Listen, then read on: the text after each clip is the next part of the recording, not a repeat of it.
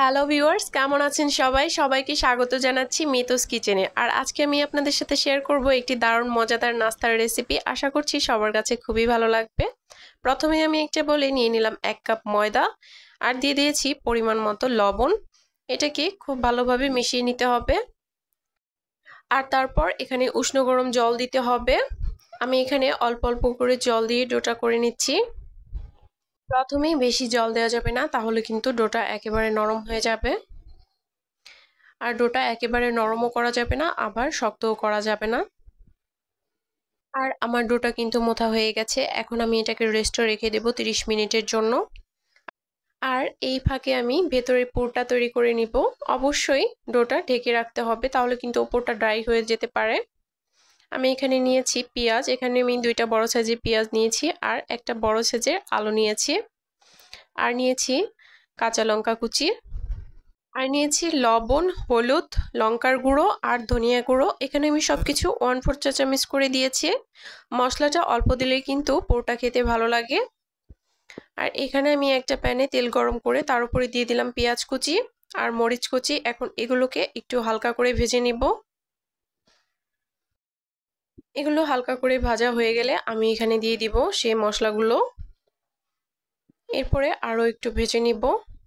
আর তারপর আমি এখানে আলুটা দিয়ে দিব। আর আলুটা দেখেন আমি খুব ছোট ছোট করে কেটেছি। এটা কিন্তু আমার সিদ্ধ হতে অনেক কম সময় লাগবে। চেষ্টা করবেন আলুটা খুবই ছোট ছোট করে কাটার। দেখতেই পাচ্ছেন আমি আলুটা কিভাবে কেটেছি।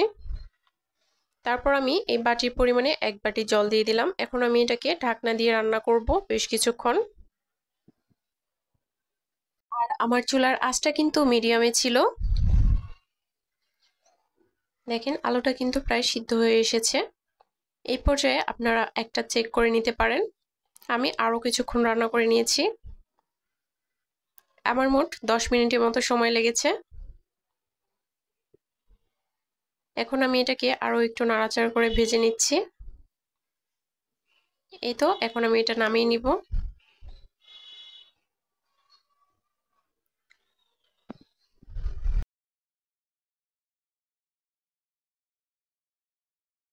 ডোটাও কিন্তু একদম রেডি হয়ে গেছে। এখন আমি এটাকে আরও কিছুক্ষণ মুথে নিব। আর তারপরে আমি এখান থেকে 4টা লিচি কেটে নিয়েছি। আপনারা চাইলে কম বেশি করতে পারেন। এখন আমি একটা রুটি বেলে দেখাচ্ছি। চেষ্টা করবেন রুটিটা যেন খুবই পাতলা হয়। অনেক পাতলা করে অনেক বড় করে বেলার চেষ্টা করবেন, তাহলে কিন্তু পরে ভাঁজটা দিতে অনেক সুবিধা হবে আর দেখতেও ভালো লাগবে।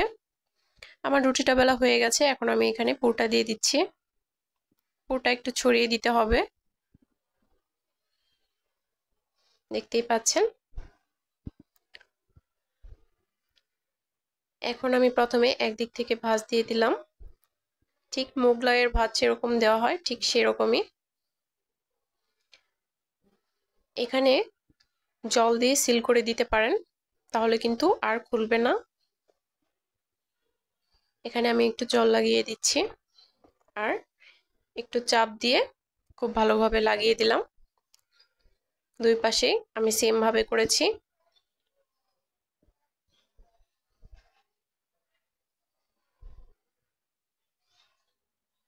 এখন কিন্তু আমার একটা বানানো কমপ্লিট।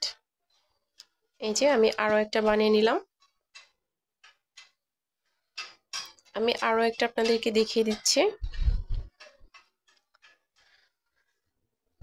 দেখতেই পাচ্ছেন আমি সবগুলো রুটি কিন্তু অনেক বড় বড় করে করেছি আর অনেক পাতলা। নিচে আমার বোর্ডটা কিন্তু দেখা যাচ্ছে।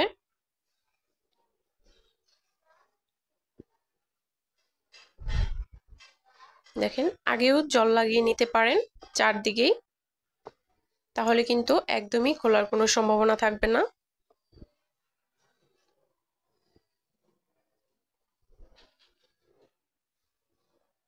আর এই তো আমি একটা প্যান গরম করে এখন আমি এখানে 2টা দিয়ে দিলাম।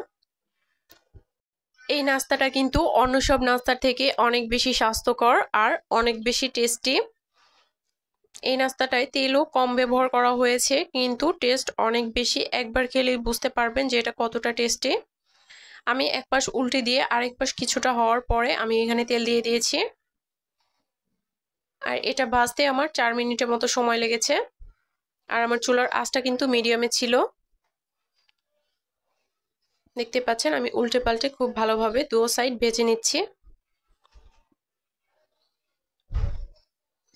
আর এখন এটা কিন্তু হয়ে গেছে, আমি ওটা নামিয়ে নিয়েছি। আমি আরো 2টা দিয়ে দিয়েছি। দেখেন আমার সবগুলো ভাজাই কিন্তু এখন কমপ্লিট। যারা যারা এখনো আমার চ্যানেলটি সাবস্ক্রাইব করেননি অবশ্যই সাবস্ক্রাইব করে দিবেন এবং অল নোটিফিকেশন অন করে দিবেন। আমি একটা কেটে দেখিয়ে দিচ্ছি, দেখেন ভেতরটা কতটা সুন্দর হয়েছে। আর এটার টেস্ট কিন্তু দুর্দান্ত, একবার খেলে বারবার খেতে ইচ্ছা করবে। বাচ্চাদের টিফিনেও কিন্তু এটা দিতে পারেন অথবা বিকেলের নাস্তায়। সবাই ভালো থাকবেন, দেখা হবে নতুন কোনো ভিডিওতে।